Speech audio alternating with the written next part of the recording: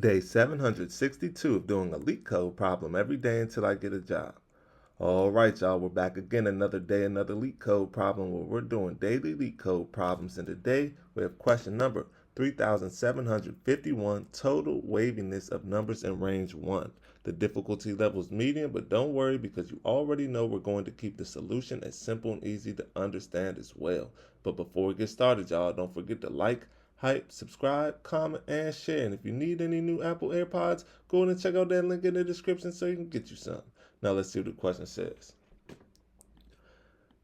You are given two integers num1 and num2 representing an inclusive range num1 and num2. The waviness of a number is defined as the total count of its peaks and valleys. A digit is a peak if it is strictly greater than both of its immediate neighbors. A digit is a valley if it is strictly less than both of its immediate neighbors. The first and last digits of a number cannot be peaks or valleys.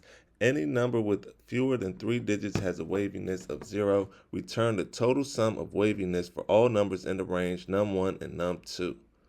Alright, y'all, so that may seem a little bit confusing at first, so let's go ahead and take a look at these examples just to make sure that we are doing this problem correctly. So, in example 1, we have our input num1 equals 120, num2 equals 130, the output is 3. So that means we want to count the waviness of all of the numbers in this range. So let's go ahead and write these out right here so y'all could see.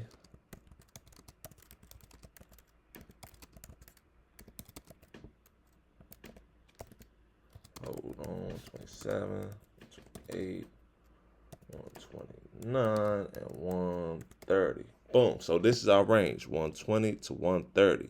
So it says in the range of 120 to 120 to 130. 120 middle peak digit is 2, so it has a waviness. So this right here, boom, has a waviness because this 2 right here is, sorry y'all, this 2 right here, I don't know why it does that, but it's strictly greater than both of its neighbors. 2 is greater than 1, and it's also greater than 0. Boom. I don't know why it's doing that. Oh well.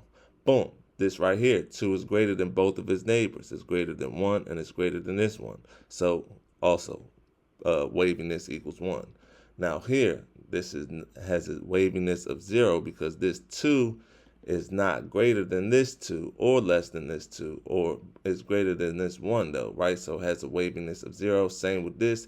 2 is less than 3 but greater than 1. Same here. 2 is less than 4 but greater than 1. 2 is less than 5 but greater than 1. 2 is less than 6 but greater than 1.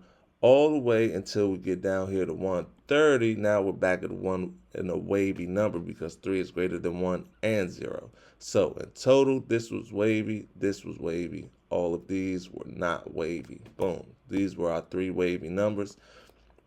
And when we add, they each have a waviness score of 1. When we go 1 plus 1 plus 1, that equals 3, y'all. Boom. So just in case that didn't make sense, let's take a look at example 2. So this time our range will be from 198, 199, 200, 201, 202. Boom. So this is our range right here. Let's check the waviness. So in example 2, the input the input num1 is 198, num2 is 202. Output is 3. Explanation says in the range of 198 to 202, 198, the middle digit 9 is peak waviness. So boom, right here, this 9 is greater than both of its neighbors, 1 and 8. So that has a waviness of 1.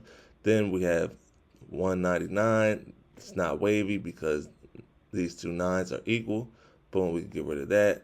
We have 200, not wavy because these two zeros are equal and this 2 is greater. So we get rid of this. Same with this number, 201 right here. Well, actually, 201 is wavy because it's a valley. Remember, a digit is a valley if it is strictly less than both of its immediate neighbors. So in this case, 0 is less than 1 and 2, so that's wavy. Same over here, 0 is less than 2 and 2, so that's wavy. So in the end, we have a waviness, 1 plus 1 plus 1 equals 3, so the output is 3. Boom. Now, just in case that didn't make sense, we could look at example 3. Example 3, input num1 and num2 are the same. So in example 3, input num1 equals 4,848, num2 equals 4,848. The output is 2. It says the number 4,848, the second digit 8 is a peak, and the third digit 4th is a valley, giving it a waviness of 2. So in this case, you can see we can have a peak and a valley in the same number, because this 8 right here is a peak because the 4 is greater than this 4 and is greater than this 4, right? Then this 4 is a valley because it's less than this 8 and it's less than this 8. So we have one peak, one valley, which gives us a waviness of 2, y'all. Boom. So I hope that makes sense to y'all. And now that we understand the question, let's get into the fun part, the actual solution. The solution is not that difficult at all. Excuse me. Now, the first thing we're going to do is we need to create a helper function. So we can come underneath this function, create another function. We can say private func count. Sorry, we're going to call it count waviness. Open up the parentheses, underscore num, colon. That's going to be int. It's going to return an int. Open up the brackets, and a number must have at least 3 digits to contain a local peak or valley. Therefore, numbers below 100 have a waviness of 0. So we can say if num is less than 100, we could just return right away. We could return 0 right away. Then we'll come underneath this, declare a variable called n, set that equal to num. Come underneath this. Now we need to store the digits of the number by saying, declaring a variable called digits, set that equal to an array of integers, put the parentheses. Boom. Now we need to extract digits from right to left. So we'll say while n is greater than 0, we'll open up the brackets and we'll say digits dot append, open up the parentheses, n mod 10. Boom. Then we'll come underneath this and we'll say n divided by equals 10. Now we need to reverse the digits to appear in their so the digits appear in their original order.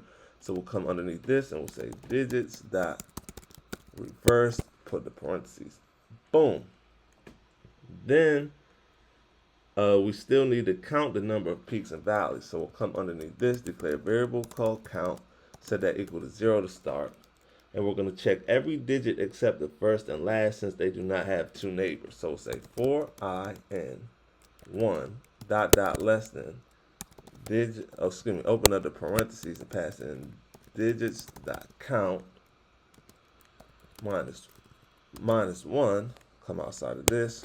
We'll open up the brackets, and a peak occurs when the current digit is greater than both neighboring digits. So we'll say if digits square bracket I is greater than digits square bracket I minus 1, come outside of that, and to and sign digits square bracket I is less than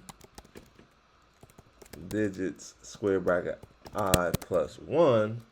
Then we'll come outside of this, we'll open up the brackets, and we'll say count plus equals 1.